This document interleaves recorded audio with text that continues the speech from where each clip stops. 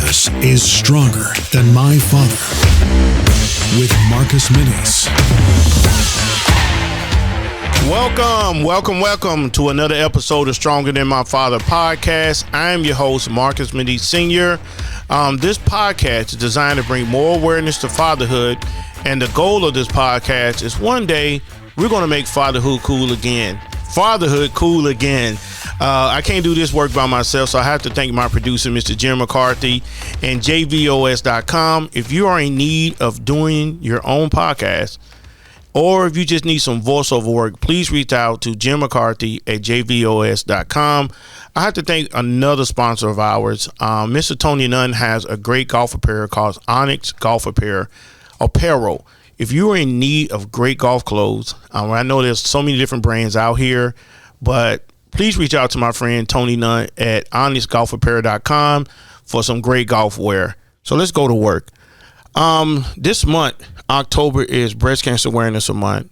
What I want to do on this podcast and the previous podcast is bring more of awareness to breast cancer, just so women can get screened, tested early enough so you can prevent death.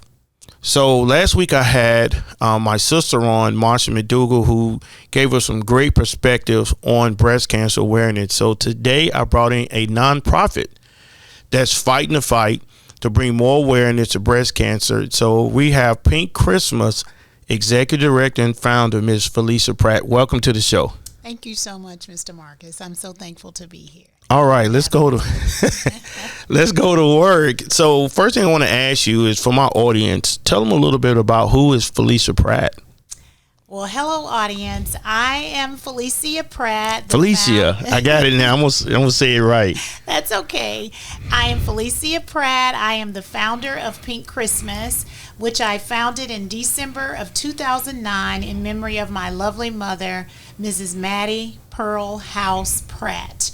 My mother passed of breast cancer in 2007. She was first diagnosed in 1990, and we had 15 wonderful years of remission. I thank the Lord for each one of those years. We never had a reoccurrence, and I say we because we were in this battle together. Mm-hmm. She and I were best buds, two peas in a pod. If you knew my mom, usually when you saw her or me, we were together. She was truly an amazing woman. And we often heard of women that were going through this journey that would have reoccurrences, different complications. So I just thank the Lord that 15 years were cancer-free. But in 2007, cancer came back, and as the doctor said when she gave my mom the second diagnosis, lightning had struck again. And when it struck the second time, it came with a much greater vengeance. It came back in my mother's other breast. It spread to her liver and her lungs, and then to her brain. And as I said, in 2005 was when it came back. And from 2005, October time frame to March of 2007, it just continued to bring us more strikes. And she passed March 11th, 2007 from complications from breast cancer. My mom was very in tune with her health, so when she had her first diagnosis at the age of 43, at that time, she had not had a mammogram because during those times, women were not encouraged. We had never had any family member to have breast cancer, and she simply did find it herself. Actually, she found it herself both times from self-exams. So self-exams are very, very important, ladies. Please do those self-exams. So in 2005, when it came back in the other breast, she had the other breast removed, and again, it continued to progress, and so much happened, but my mom had a strong faith, and she trusted in the Lord to see her through. She our motto for Pink Christmas is keep the faith and be blessed, which is from 2 Timothy 4:7-8. I have fought a good fight, and she definitely fought a good fight. She never was a complainer, and I'm very thankful that I was able to be there with her through all of her treatments, all of her doctor's appointments. Actually, I moved back in with she and my dad when she had a reoccurrence. So I always try to tell people, if you have a loved one that's going through this journey, if at all possible, please stick and stay close. But I try with Pink Christmas to just continue to keep my mom's memory alive, and the Lord has truly blessed me to do that. And so many wonderful people have helped me. My mom, as I said, had a strong faith. So we just try to continue to give women encouragement and share with them this journey and help them along this way. Well, one thing we're going to do, you got to look at me. Oh, okay. You're looking at the camera. I thought you told me to look at the camera. The camera's just recording. That's no problem. Hi. We look at each other, yeah. One thing, how did you come up with the name Pink Christmas? Because Christmas, we usually think of green and stuff like that. So how did you even come up with the beautiful name Pink Christmas? Oh, thank you so much. Pink Christmas actually evolved. Okay. Because I was having a Christmas party at my home. Okay. And often you get these invitations, wear this color, wear that color. Yeah. And I ask everyone to wear something pink. Okay. And it was around Christmas time. Got it. Pink Christmas evolved. It eventually just became Pink Christmas, the Pink Christmas Party. Oh, okay. So that's where the name came from. So what does your organization do to bring the awareness to breast cancer? Because like I said, I'm looking at statistics and it's alarming where it says 3.8 million women are living even beyond breast cancer in the United States, but the death total numbers are alarming. Absolutely. A little bit over 43,000 deaths from breast cancer. So what does your organization do to bring more of an awareness, and does your organization help women who's dealing with breast cancer? Absolutely, we do. We have several programs, initiatives that we do year round. Okay. I will just kind of start from the beginning of Pink Christmas and try to get to where we are now. Pink Christmas in 2009, I remembered often when my mom and I were at treatment, which was at Tennessee Oncology, various businesses, organizations would bring gifts and give those to the patients that were going through the treatment on their day of treatment. Got it. And so for the first 4 or 5 years, that's all I did was ask my guests when they came to the party to bring a gift, and we would give those to the patients. Got it. So that's what we did. And then I can't remember the years now. Thank the Lord, we've made it through so many things. But we were able to get the tax exempt from the state of Tennessee. State of Tennessee. We got the state of Tennessee tax exempt. And so I said, I want to try to do a silent auction at the party. I was still in my home, and I prayed and asked the Lord for 10 items. Okay. The Lord blessed me with 33. Oh, wow. So that was fantastic. I wanted to raise some money, and I donated it to another breast cancer organization, along with taking the gifts still to the patients at Tennessee Oncology. And in 2015, I believe it was, we were fortunate to get the 501c3. Okay. Truly, that has been a blessing. Opened up so many windows and doors. We could go to large corporations, larger businesses, have them donate, and we were able to get many, many things for our silent auction, and we've now been able to have at some of our events a live auction. Okay. So we've also had what we call pancake breakfast for the cure. We had those at Applebee's. They used to have these breakfasts at like from 7 a.m. to like 9:30 or 10 before they opened. We did that. That would be a way that we raise money to continue to support breast cancer organizations. Okay. And we also did a Afternoon of Hope health fair, which is where we have various doctors, medical professionals come in and talk to women about breast health, and actually well woman health, and actually provide a very healthy lunch, have some exercise things going on, just to talk to women about taking care of themselves. Got it. Because we as women often take care of everyone else, and if we have time left, we'll take care of ourselves. And that, I think, is why the numbers and the statistics are so high, because when we get to ourselves, we're tired. And by the time we go to the doctor, often it's late. Yeah. So that's another thing that we do. We also started in 2018 what we call Pink Christmas on the day of diagnosis. Oh, wow. Yes, I partnered with my mom's medical doctor, breast surgeon, Dr. Laura Lawson. And what we do is give a gift to a woman on her day of diagnosis. Because when you hear you have cancer, you're like, oh, dear God, am I going to live tomorrow? Yeah. So it's what we call a Pink Christmas on the day of diagnosis, which is a gift card from most anywhere, a little inspirational note, how to contact us if we can possibly help you along this breast cancer journey. And that's our year-round initiative. We have Dr. Laura Lawson, we have Dr. Sonia Bean in Memphis, and we will be adding a third doctor here in Nashville in January. So that's our year-round initiative. It's all year we do that. And we started in 2020 an educational scholarship, which is where we get nominees from medical colleges, from students that are studying cancer research. And my mom was very pro-education. She would say education is the only thing that can't be taken away from you. Yeah. So we do educational scholarships. We've had some very amazing applicants to apply for that. Oh, okay. And then we have a antique classic car show every year in August, where we have cars. And this year we were fortunate enough we added motorcycles. So it's really exciting. We're very busy. We're small, but the Lord has truly blessed us, and everybody works very, very hard. Well, that's good. I think question I want to ask is any patients you ever talked to when they first received the diagnosis, what did you guys do to comfort that patient that received the C word? Which you always hear that's like, I've been blessed, never heard the cancer word. My dad had cancer. He had prostate cancer.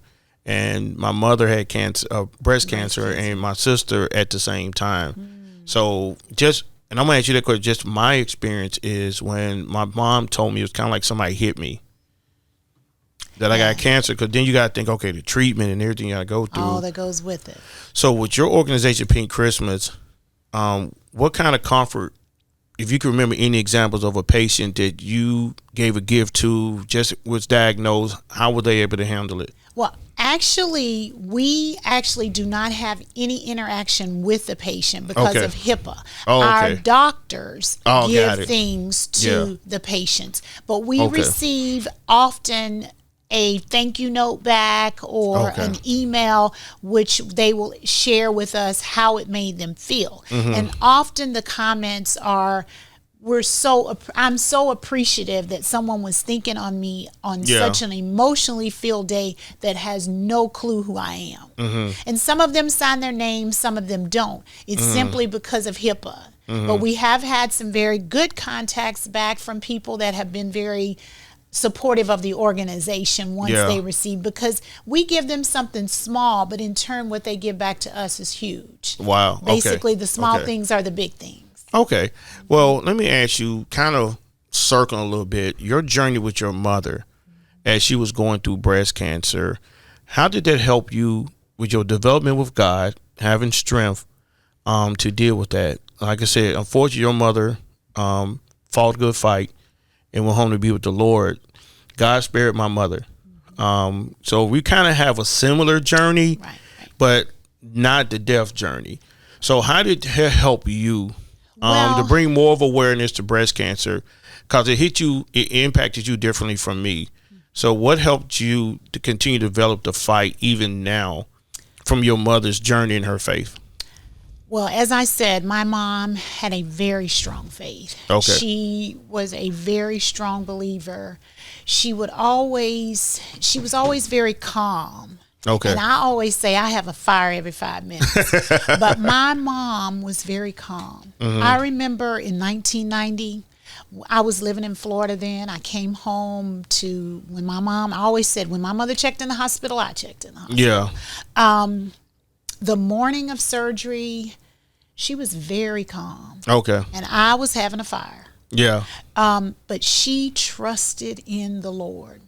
She knew that the Lord would see her through. And he did. 15 years, we never had a reoccurrence. We never had any bumps in the road. And I always say, during those 15 years, my mom and I painted the town red. Wow. I have some amazing memories. My mom's surgery from the first time was major. She had, I think it was like 10 or 12 hours long, the surgery was. Wow. She had to spend the night in the recovery room because it was, back then, it was much different than it is now. Okay. And me, I was just really afraid. I was scared. But my mom was very calm, and she had a peace in her relationship with the Lord. And I remember when we had the reoccurrence. Yeah. She told me, she called me Lisa. She said, Lisa, well, we're just going to get through this. She said, get me an appointment at MD Anderson. So I'm on the phone. I'm trying to get the appointments at MD Anderson. But once the cancer had spread to her brain, they don't see patients anymore. Oh, wow. They don't see patients once cancer spread to her brain. And my mother passed on a Sunday. Oh, okay. We always went to the doctors on Friday. The Friday before she passed, the doctor came in, and I remember it very clearly. He brought no clipboard. He brought no chart. He brought nothing. Because that whole week before, my mom had been very weak. I could hardly get her to eat. I could hardly get her to do anything. And she sat there. He was talking to her, and she looked up at him, and she told him, she said, Dr. Spiegel, I thank you for all you've done for me. I mean, she knew that she was transitioning. She had a peace. I mean, she never complained.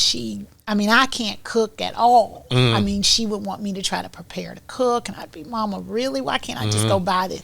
She was just calm. But she knew the Lord was seeing her through. And when she came home, that Friday, we had to start hospice care. Peaceful. Just peaceful. She knew where she was going. She knew that the Lord was going to take care of her. And I know she's my angel, and she's in heaven.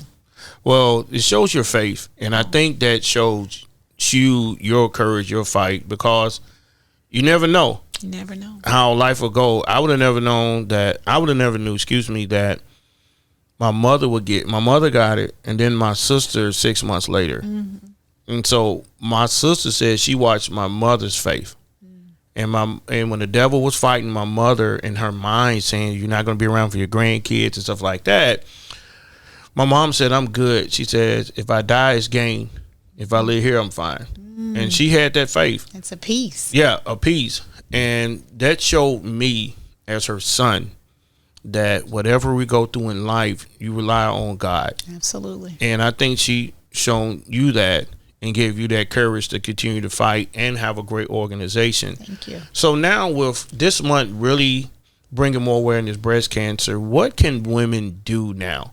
As you said at the beginning, women are working, they're trying to take care of kids, stuff like that. And sometimes you forget to take care of yourself. Right. What should women do now more than ever? Because the statistics shows that breast cancer is hitting women at an alarming rate. So not to be too derogatory, so women with larger breasts, smaller breasts, it still doesn't matter. It doesn't. You still need to check yourself. How often should women check their breasts? Is it every day or every 2 weeks? How often should you check to be sure that you're okay and you don't feel some kind of lump, or do you get paranoid and stuff like that? Well, we as women should do our self-exams at least monthly. Okay. And we should lay flat on our beds or in the shower and raise our arm. Okay. To go all the way up under our arm. Okay. And we should check monthly. And if you find something, and it could be something that's nothing. Yeah. But we don't want to think that we can self-diagnose, do our own diagnosis. If at all possible, go to your doctor. There are a lot of free programs out there. And this time, like you said, October, there's so much going on. But we as women often take care of everyone else, and then by the time we get to having some time for ourselves, let me just sit down and rest. Yeah. And we just ignore, and then a lot of times after we waited, it has progressed. So it is very important that we go and take care of ourselves. Yeah, because like you said, my sister told me when I interviewed her, she said, when you get to stage 3, that's when it gets harder. She was at stage 2. And the podcast, she revealed my mother was at stage 2. I didn't know that. Oh. I thought she was at stage 1. And my sister had triple negative. So I don't know what kind of breast cancer did your mom have. But she had triple negative, and I know it's on my tablet. I don't like looking it up. But she just told me triple negative, one of the deadliest breast cancers out there. I can't remember. Because when my mom had it initially in 1990, a lot of these things that they're talking about now, and maybe they did, it's just been a while and I don't have it written down, but I don't remember hearing those things like the stages and the triple this and the estrogen positive and all. I don't remember hearing those things. All I remember hearing is the C word, and I knew that wasn't good. So, but the bad thing for my mom, or the worst thing I think for her, was when her hair came out. And she didn't complain, but I just knew in her personality, in her actions, in her mood, when those things happened, that was a bad day. Because I remember I was out of town working, and she had gone to the salon to get her hair done while I was gone. And she told me when I called, Lisa, my hair came out. And I was like, oh, Lord. So when I came home, I was like, oh, my goodness, what is it going to be? But that, to me, was probably the most, or the complaining that she did. Otherwise, she just rolled with it. She just knew that this was what was happening in her life. That was, I think, the only thing. Well, like I said, we have similar experiences. Because if you go to my sister's YouTube, she showed her husband shaving her hair off. Oh, she did that. I couldn't watch that. That was my baby sister. Couldn't watch that. And I applaud her husband for being able to do that, for fighting with her. That's why me and my brother-in-law, I appreciate him. And that was hard. Seeing my mother and my sister in wigs, that was hard. But as we've been talking during this podcast, it's really dealing with faith. It is. Faith is the biggest thing, because cancer, it's all kind of cancer. Like I said, when I heard my father, he was at stage 1 of prostate cancer, so they caught him really early. But they told me, my mom told me and my brothers, that one of y'all are most likely could get it because it's hereditary. Because my uncle had it, my dad had it. So now my sister said she did a hereditary test. The BRCA test. BRCA test. And she said she was negative. It wasn't a trait in our family for breast cancer, but it hit mama and it hit Masha. And your sister. So is that a history in your family for breast cancer? We had not had anyone until my mom was diagnosed. And I haven't taken that test just because I just haven't. Oh, you got to. I can't. You don't want to know it? You don't want to know? Because I'm going to be like my mom. If that's what's in my journey, the Lord's going to see me through it.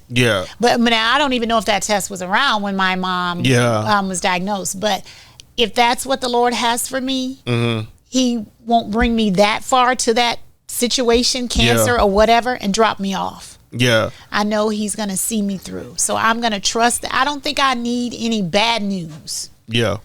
Even though people say you get the news, you prepare, you do. I just don't think so. Well, for me, I did my first, what was that exam called? Colonoscopy. First one. I wasn't going to wait till 50.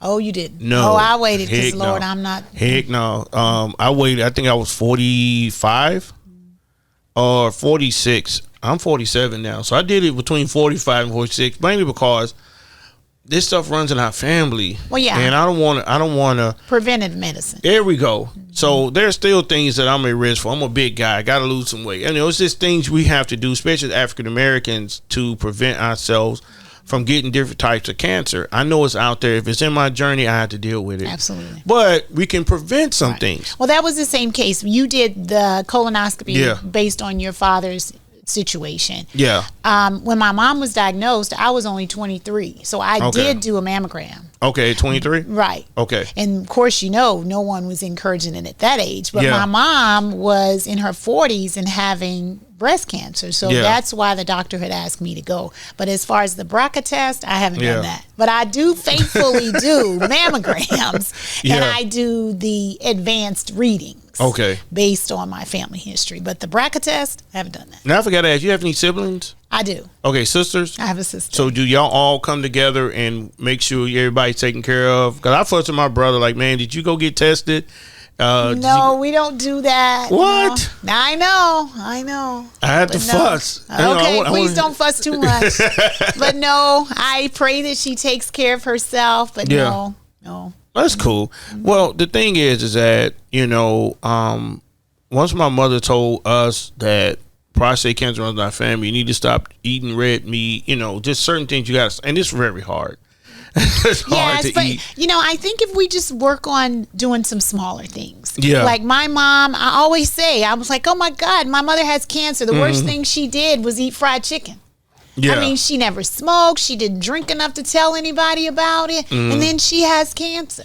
Yeah. I mean, she exercised, all of that. Wow. And at a young age, she's diagnosed with breast cancer. Yeah. But then it also it's not so much some of those things that we eat, it's our stress level too. Wow. So we have to watch that as well. Yeah. Now, I remember Marsha telling me that when she resigned from Nissan, it was just due to stress and some other things, but a lot of people say that stress can bring on cancer. Sicknesses, or any kind of sickness. Wow. We have to be mindful of those things that are tearing us down. Okay. Tearing us down slowly. So if we can get 30 minutes of exercise, everybody's got 30 minutes. I need to. I mean, this morning I did some exercises, but I mean, it's not much, but you have to start small. The small things are the big things. Yeah. And the biggest thing is just to start. Yeah. And that's where I'm trying. So as we get ready to conclude this, what would you tell women? We know do mammograms and self-examination, but women who's tired, who's working, who's not really thinking about it, can you speak to those women to tell them, please get tested, because we don't want it to sneak up on you. If it's hereditary, we know it's a good chance it can happen. Just like prostate cancer. I'm 47. I'm getting tested all the time. Because if it comes up, I want to catch it at stage 1. I don't want to wait it as early as possible. As early as possible. Because we both know that if cancer gets off in the lymph nodes, it's pretty much almost a wrap unless God comes through and intervene. I know that for a fact. Yeah. Well, they did some testing on the first, and I think they took 20 lymph nodes. Yeah. And I think it had only spread to like 2. Yeah. But you're right. Once it gets in the lymph nodes, it can go travel through the body. Yeah. So what advice? Give me 3 solid advice that you would tell women who's listening to this podcast what to do self-examination and why it's so important to. Is it mammogram, right? I got it right. You did. Why is it so important to do that every year? Ladies, listen, ladies. Thank you. Tell them. Ladies, mammograms, they are very, very critical. Self-exams are very, very critical. Exercise is very, very critical. Ladies, again, mammograms. There are, if you don't have insurance, I was going to ask you that. If you don't have insurance, there's plenty organizations that you can Google that will help you to get what you need. Good. The second thing, ladies, I would encourage you to do is exercise. Exercise 15, 20 minutes. And if you just start. And also self-exams, ladies. You just in the shower, self-exams. Go all the way under your arm, all the way under both breasts and under your arms. I know you can do it. I'm counting on you. Well, I appreciate that. And then Pink Christmas has some great events coming up. So tell my listening audience of some of the events that you have coming up for Pink Christmas. Actually, we are so thankful. We will be celebrating our 14th anniversary. Yeah, yes, congratulations. Thank you. December 9th at the Renaissance Hotel, downtown Nashville. I am so thankful I have come from the house on the side of the road to downtown Nashville. That has truly been a blessing. You can go to our website at ourpinkchristmas.com. ourpinkchristmas.com to purchase tickets. This year's event will feature the Julius Smith Band with Marcia Butler Holt as the vocalist. We will also have a silent auction with entertainment provided by Miss Sanja Hopkins. So we have a great event planned for all that will attend. We're looking forward to seeing any and all of you to come. We will also be the Charity of the Month at Sedona Tap House. Congratulations. Thank you. In the month of December, every Monday. Come and eat with us. The food is fantastic and the servers are even better. I need to come. I've seen the pictures on Facebook. Please I need to come and eat. Is it on Mondays? It's every Monday. What time? It's all day. All day. Okay. All day. Lunch, dinner. They open at 11 and they close when we all leave. Okay. I'm going to have to come out and have dinner or eat sometime. And is that in Smyrna or where's it at? It's in downtown Nashville on 3rd Avenue. And I am there all day. I camp out. I usually get there about 10:30 and I stay till our last guest leaves. Wow. Well, I appreciate your dedication and your strength to continue to keep your mom's legacy. Thank you. That means so much. Yes. And for you to have to endure what you endure and still have a smile, you still moving forward and keeping your mom's legacy. Obviously, your faith has a lot to do with that. And it shows that your mom's legacy is still moving. It is. And I think that's important. So any social media where people can find you? Yes, you can find us on Facebook, and you can also just go to our website. Okay. Yes. Pink Christmas? Pink Christmas, ourpinkchristmas.com. Please look for us. All right, yes. ourpinkchristmas.com. So I have to thank you for coming on, bringing awareness to breast cancer. Thank you. You pushing these women to mammograms, self exams, and exercise, ladies, and throw a little water in there. Exactly. If you want to stay alive, because it's such a serious topic. So thank you for coming on. We need you. We do. And I my wife does it. She does it on a regular basis. I always ask her that a lot. You know, do you get tested? Mark, I'm okay, because it runs in her family. Oh, it does. Okay, yes, it runs in her family. So but you're her village. You're helping her. Well, I'm trying to keep her long as God to leave her here. So He will leave her a long time. Thank you so much. Hey, if you like what you hear today, thank you for listening. Number one to Strong My Father podcast. If you like what you hear, please hit the subscribe button. Follow us on all of our social media platforms, Stronger Than My Father, and help us continue to fight for fatherhood. I have to, while Jim doing my end of music, I had to thank my son, Marcus Medice Jr., for helping his dad get the podcast set up this morning. This is my oldest son, so I have to honor him because daddy can't do it by himself. So it's always good to have a son to do the work for you, because you know I'm fighting for fatherhood. And if you like what you hear, please subscribe, leave a donation. Help us keep this podcast on the air so we can continue to fight for fatherhood and other topics that center around it. So God bless you. Until I see another episode, peace.